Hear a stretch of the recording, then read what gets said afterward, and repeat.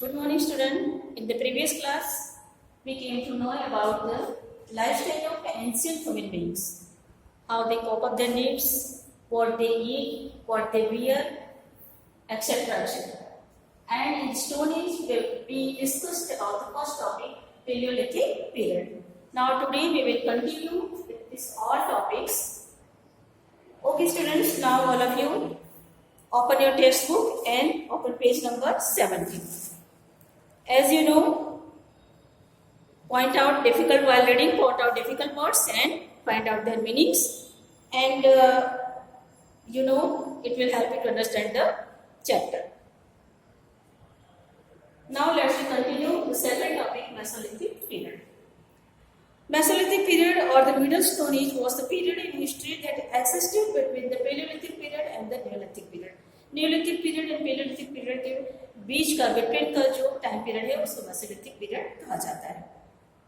Mesolithic people used tools made of bones, antler and wood for hunting, fishing and gathering food. उन्होंने tools का use करना start किया. वो किससे tools बनाते थे? Bones, antler. एंटलर मीन्स सींग, जो जंगली जानवरों की सींग होती है उनसे भी वो लोग अपने टूल्स एज ए टूल्स को यूज करते थे. And would for hunting, fishing and gathering food. Later they used tools formed from chips like blades, points, borers and scrapers known as microliths. ये जो सारे टूल्स थे, पॉइंट्स मीन्स तीक्ष्ण औजार जो भी होते हैं, ब्लेड्स, बोरर्स मीन्स होल करने वाले जो इंस्ट्रूमेंट उन्होंने बनाया होगा वो, स्क्रैपर्स मीन्स खुरदने वाला जो इंस्ट्रूमेंट उन्होंने बनाया होगा, ये सारे जो है माइक्रोलिथ्स के नाम से जाने जाते थे. आपको यहाँ पे इस चैप्टर में यहाँ पे एज ए पिक्चर आपको दिया गया है. You can see this picture. The people living during the Mesolithic period were hunter gatherers. Gradually towards the end of this period they moved on from being food gatherers to food growers. और इस period में tools का तो उन्होंने use करना start कर ही दिया था. एंड जब पीरियड का जैसे जैसे एंड आने लगा उस समय उन्होंने फ्रॉम गैदरर टू ग्रोवर्स, मतलब गैदरर्स से फूड गैदर करके खाने से आगे बढ़ते हुए उन्होंने ग्रो करना, उसको उगाना भी शुरू कर दिया इस पीरियड के एंड आते आते. They experimented with seeds by dropping them on the ground and seeing them grow. उन्होंने ड्रॉपिंग करना, सीड्स को ड्रॉपिंग करना ग्राउंड में स्टार्ट किया और उसको ग्रो होते हुए वो लोग देखते थे. They realized that by growing plants they received food in sufficient quantity.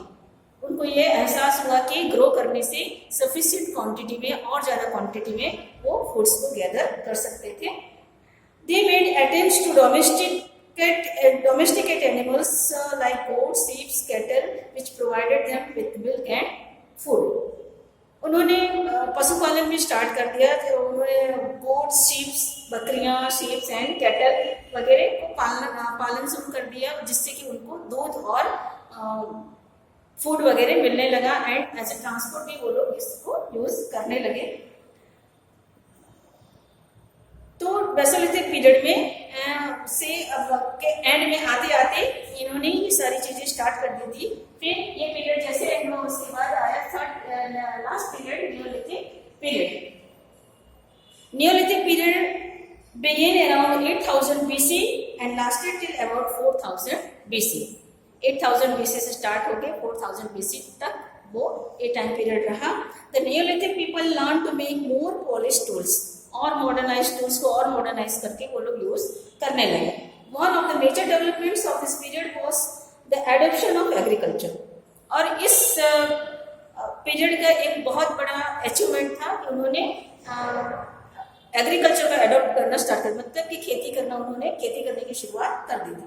They move to larger settlements and realise the importance of domestic animals like dogs, sheep and cattle. They use them as means of transport and for providing them with milk and meat. इसका use वो लोग as a transport भी करते थे और इनको इससे meet और मिल्क भी मिलता था. Understanding stone age sites. Sites क्या होती है इसको हम लोग समझते हैं. Many sites have been discovered near rivers. Most of the sites जो थी अर्ली एज की वो रिवर्स के आसपास ही मिली थी. Lakes, springs, etc. Sites are places where material remains of the past are around. Sites किसे कहते हैं कि जहाँ पे पास्ट की जो मटेरियल्स वहाँ पे पाई जाती है, वहाँ पे खोजी जाती है, फाउंड वहाँ पे मिलती है, उसको साइट्स कहते हैं। They can be the form of buried towns, cities, stores, toys, spots etcetera. वो किस रूप में मिलती है हमें वो सारी साइट्स? बरीड टाउन्स, दफनाए हुए शहर,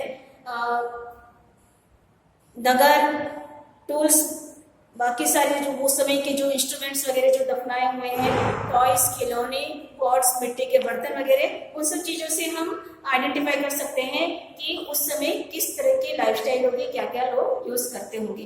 the stone age sites of early man include habitation sites.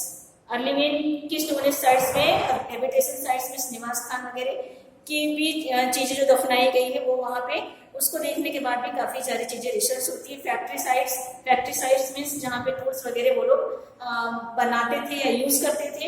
And habitation cum factory sites. Habitation sites were places occupied by food gatherers for a short period of time. Such sites provided shelter from rain, thunder and lightning. जो short period के लिए use किया गया है वो sites भी थी उसमें, और बाकी जो as a settlements, as a shelter, वहाँ पे उन्होंने अपने रहने के लिए कुछ तो इंतजाम किया हुआ था जिससे कि वो लोग प्रोटेक्ट हो पाए रेन से, थंडर से और लाइटनिंग से। तो ये जहाँ पे ये सारी चीजें पाई गई उसको हैबिटेशन साइट्स कहते हैं। Factory sites were places where early man found stones for manufacture of stone tools. तो स्टोन टूल्स को जहाँ पे बनाए जाते थे या यूज किए जाते थे उसको फैक्ट्री साइट कहते थे। Habitation cum factory sites where places where food gatherers live together for a longer period of time. Food gatherers जहाँ पे बहुत लंबे समय तक रहते थे उस साइट्स को factory, habitation cum factory site कहा जाता है। Discovery of fire. Now the next topic is discovery of fire. The most important discovery of early man was the discovery of fire. Early man का सबसे महत्वपूर्ण invention था, सबसे ज्यादा जो उन्होंने एक महत्वपूर्ण खोज की थी वो discovery of fire. Perhaps early man discovered fire by chance. By chance से उनसे एक खोज हो चुकी है। He would have rubbed two stones together. उन्होंने दो स्टोन्स को एक साथ रब किया, घिसना स्टार्ट किया, उसमें से जो अग्नि निकली उससे उनको पता चला कि ये इसमें इसको रब करने से इसमें से आग निकलती है। तभी बाय चांस फायर का इन्वेंशन हुआ। Fire change is life completely. उससे क्या उनके लाइफ में क्या क्या चेंज आया? Fire change is life completely. Fire kept him warm. उनको गर्मी मिलने लगी, उनको पता चलने लगा उसकी बेनिफिट्स। उसकी वो जो अग्नि निकली उससे वो क्या क्या बेनिफिट्स ले सकते थे। धीरे धीरे एक्सपेरिमेंट करते करते उन्हें उसकी बेनिफिट्स रियलाइज होने लगे। Fire kept him warm. Fire kept wild animals away. Fire को देख के जंगली जानवर भी दूर भागते थे।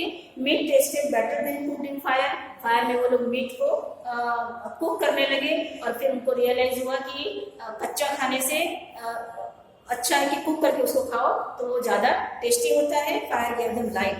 और उनको अंधेरे में लाइट की जरूरत जब पड़ती तब भी फायर उनको हेल्प करता था। तो सारे फायर के बेनिफिट्स उनको रियलाइज होने लगे। Trace of fire have been found in the Kurnool caves of Andhra Pradesh. Rock paintings. Our next topic is rock paintings. Cave or rock paintings are paintings depicted on the walls of rocks or caves. Rock paintings means rocks. Rocks means पत्थर, पहाड़ियाँ छोटी छोटी होती हैं पत्थर पे, और केव पे जो पेंटिंग्स की जाती है उसको रॉक पेंटिंग्स, वॉल पे जो पेंटिंग्स की जाती है उसको रॉक पेंटिंग्स कहते हैं। The rock paintings belong to various periods of time from upper palaeolithic to the neolithic periods. Upper palaeolithic period से लेके नियोलिथिक पीरियड तक के टाइम पीरियड को उसमें डिपिक्ट किया गया, मीन्स दर्शाया गया है। The scene generally depicted hunting, dancing, animal fights, animals such as bison. Bison means जंगली भैंसे जो होते हैं। Tiger, elephants, monkeys, lizards, peacocks are the dominant subject of this paintings. तो ये सारे जो जानवर या एनिमल्स थे वो उनके पेंटिंग्स का सब्जेक्ट हुआ करता था। The colors used are mainly in red and white. white और red को वो लोग प्रेफरेंस देते थे, उसको मेन यूज करते थे। और ओकेजनली कभी कभी वो लोग ग्रीन और येलो भी यूज कर लेते थे, with occasional use of green and yellow. Rock paintings have been found near the river, on rocks and caves. Rocks और केव्स के पास ही रॉक पेंटिंग्स पाई जाती है। The style of paintings suggest it could be 20,000 to 30,000 years old. The Nalanda Gararda, Golpur rock painting sites are the best sites discovered so far. Rock painting sites have also been discovered in the rural areas of Bundi. Bundi के rural areas में, ग्रामीण area में भी वो पाई जाती है. But the largest and the most spectacular one is located in the Vindhya hills at Bhimbetka in Madhya Pradesh. But largest and most spectacular one, सबसे बड़ी जो पेंटिंग्स है, बहुत ही इम्पोर्टेंट पेंटिंग्स जो है भीमबेटका में पाई जाती है, विंध्य हिल्स के भीमबेटका में पाई जाती है, जो कि मध्य प्रदेश में है. The paintings were done primarily, आप लोग यहाँ पे देखेंगे पेज नंबर 18 पे, यहाँ पे you can see the caves painting at Bhimbetka. Bhimbetka paintings are, you can see this picture here. The paintings were done primarily with a finger with just 2 or 3 strokes. Finger से वो बनाई जाती थी, 2 or 3 strokes में वो finger से बनाई जाती थी. Historians suggest that pre-historic man must have also used feathers, wooden sticks and needles of porcupines for different styles and texture. तो प्री-हिस्टोरिक मैन जो थे वो क्या क्या चीजें यूज करते थे? feathers मीन्स मोर पंख जो होते थे, एंड वुडन स्टिक्स, लकड़ियों की स्टिक से, एंड नीडल्स ऑफ पॉक्यूपाइंस के जो नीडल्स होते थे उसके, एंड ये सब यूज करके वो डिफरेंट स्टाइल्स के एंड बनावट रचना वो करते थे, पेंटिंग्स की रचना वो लोग करते थे.